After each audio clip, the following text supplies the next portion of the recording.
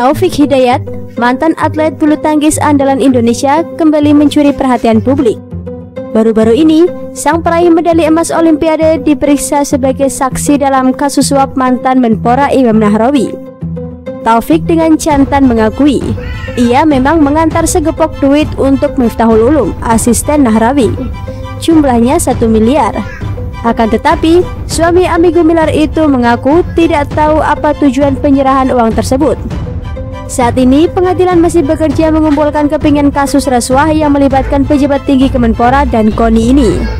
Akan tetapi, ini tak membuatnya ragu untuk melancarkan smash tajam kepada para tikus Kemenpora.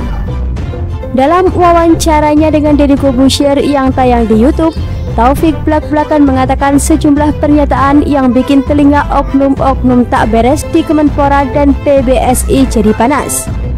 Antara lain, Taufik menyatakan, siapapun di situ menterinya akan sama saja. Itu harus setengah gedung dibongkar. Tikusnya banyak banget. Taufik kembali mengakui bahwa ia menyerahkan uang pada orang dekat mantan Menpora. Dari 1, 2, ketiga, gue cuma ini loh pak. Ia pun sempat bertanya kepada pihak yang memintanya menyerahkan uang itu, kenapa harus dia? Tetapi karena sudah kenal, Taufik akhirnya mau menjadi tukang antar. Maksudnya dia hanya satu mata rantai dari serah terima uang itu, tapi tidak tahu persis ini terkait proyek apa. Taufik mengaku hanya sekali saja menyerahkan uang itu, bukan 2 kali seperti pemberitaan media.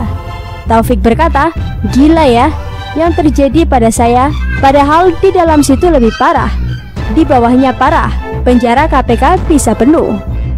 Taufik juga menyinggung pengalamannya di PBSI.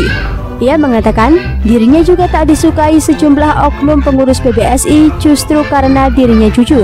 Taufik sebenarnya pernah dipercaya oleh Wiranto untuk menjadi staf ahli bidang pembinaan dan prestasi bersama pemain pelatih legendaris Christian Hadinata pada Desember 2016. Taufik akhirnya tak lagi jadi bagian dari pengurusan resmi PBSI, meski sebenarnya ia punya kemampuan yang tak diragukan lagi. Taufik tak gentar akan risiko menjadi penyuara kebenaran. Ia bahkan berkata, siapapun akan ia hadapi demi menegakkan kebenaran. Setelah pensiun sebagai atlet, Taufik Hidayat tetap bersemangat membina generasi muda agar mencintai olahraga tepok bulu angsa ini. Ia mendirikan sebuah pusat bulu tangkis bernama Taufik Hidayat Arena di Cibubur, Jakarta Timur yang diresmikan pada 10 Desember 2012. Taufik merasa bulu tangkislah yang telah membesarkan namanya. Karena itu, ia ingin membantu anak-anak muda Indonesia untuk meraih bintang melalui cabur Olimpiade ini. Pengelolaan pusat pelatihan ini ditopang oleh dana pribadinya, bukan dari dana pemerintah. Inilah bukti totalitas dirinya demi perkembangan bulu tangkis Indonesia, sekaligus juga bukti independensi Taufik dari keruwetan tikus-tikus kantor pengurus olahraga. Karena independensi dan integritas inilah, Taufik Hidayat berani melancarkan smash tajam pada tikus-tikus Kemenpora. Tak kalah dengan smash backhand tajamnya di arena bulu tangkis yang mencapai kecepatan 260 km per jam, apalagi dengan smash terdahsyatnya yang mencapai 305 km per jam di kejuaraan dunia 2006. Bukan hanya Imam Nahrawi yang terjerat kasus korupsi di tubuh Kemenpora. Ia mundur setelah ditetapkan KPK sebagai tersangka kasus dana hibah KONI Pusat. Menteri terdahulu, Andi Malarangeng, yang menjabat Menpora pada 2009-2012 juga pernah tersandung perkara rasuah. Waktu itu terkait proyek rasuah olahraga Hambalang, Bogor, Jawa Barat. Kini, Menpora dijabat oleh Zainuddin Amali, seorang pengusaha dan politikus dari Gorontalo. Kita harapkan Zainuddin Amali mampu memutus tradisi petinggi Kemenpora terjerat perkara suap. Meski tak punya latar belakang sebagai atlet, Zainuddin tentu punya kemampuan manajemen sebagai pengusaha ulung yang dapat ia gunakan untuk menata Kemenpora.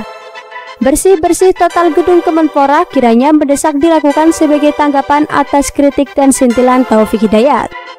Hal yang sama berlaku juga bagi PBSI. Kita harapkan pemerintah serius membenahi organisasi yang menaungi para atlet kita. Semestinya, pemerintah juga merasa malu pada sektor swasta yang selama ini banyak menopang pembinaan pebulu tangkis.